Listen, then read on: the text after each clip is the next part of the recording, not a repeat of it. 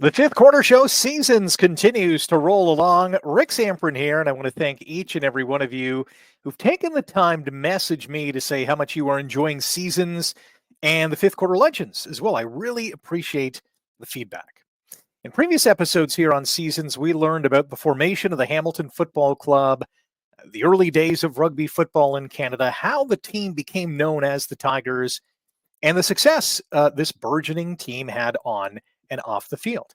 If you missed any of it, subscribe to this channel. You'll get instant access to all the content. It is free.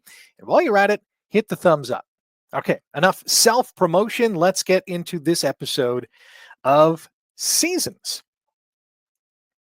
1928 was a big year for the Hamilton Tigers. 10 years had gone by since the end of the First World War, which led to the cancellation of the 1916, 1917, and 1918 seasons. Hamilton's iconic Gage Park had opened in 1917, and 2 years later, the Glendale Golf and Country Club opened in the city. With the Great War underway, a man named George Ireland, who had won the Grey Cup with the Tigers in 1915, helped form the 205th Battalion in 1916.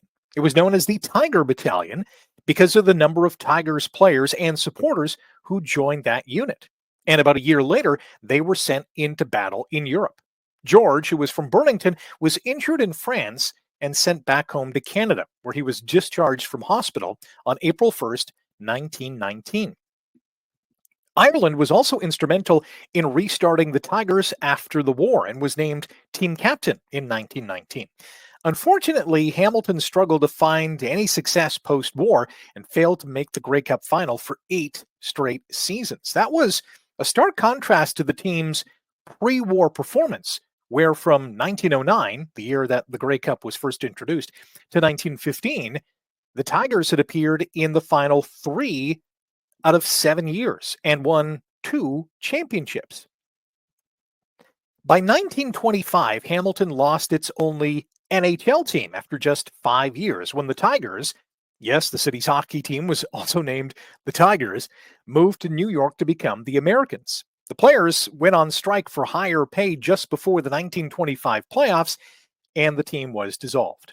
1925 also marked the installation of the first set of traffic lights in Canada. And it was in Hamilton, right at the Delta, where King and Main Streets meet at the end of Gage Park. 5 years later, Hamilton would mark another first by hosting the inaugural British Empire Games, now known as the Commonwealth Games, at a new venue called Civic Stadium. But it would be more than 20 years before football was actually played at that stadium. In 1927, Hamilton's football fortunes would begin to change, and for the better. Brian Timmis played in Regina and Ottawa before arriving in Hamilton in 1924, where the old man of the mountain played both offense and defense.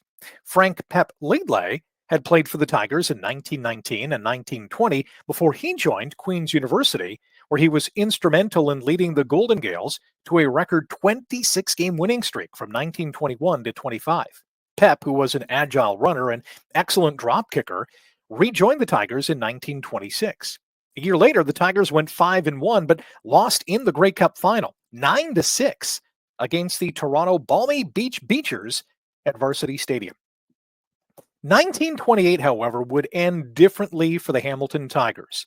For the first time since 1915, and for only the second time in the Grey Cup era, Hamilton would enjoy an undefeated season, going 6-0 in the IRFU. Newcomer Jimmy Simpson, nicknamed the Rooster, and standing just 5'6" and weighing 136 pounds, joined the Tigers and played outside wing. Hamilton met the Varsity Blues in the East Final and demolished Toronto 28-5. Hamilton would play the Regina Roughriders in the 16th Grey Cup on December 1st, 1928 at the AAA grounds in Hamilton. And it would mark the first time that the championship game would be broadcast on the radio. The Riders were a force, having not lost a single game in 3 years and not allowing a touchdown in the process. But this would be Hamilton's day. Timmis scored the only touchdown in the first half when he ran for a 10-yard score in the first quarter. Simpson jumped on a loose ball in the end zone in the third quarter for his first of 2 touchdowns. Timmis added his second score in the fourth quarter, and Lele kicked 3 converts. Hamilton were champions for the third time, blasting previously unbeatable Regina 30-0. It was the second time the Rough Riders had lost in the championship game after they were humiliated 54-0 against Lele and Queens in 1923. The Tigers and Riders would meet again in the 1929 Grey Cup final, and while that game was a lot closer, Hamilton prevailed once again, topping Regina 14-3 on a bitterly cold and snowy day at the AAA grounds.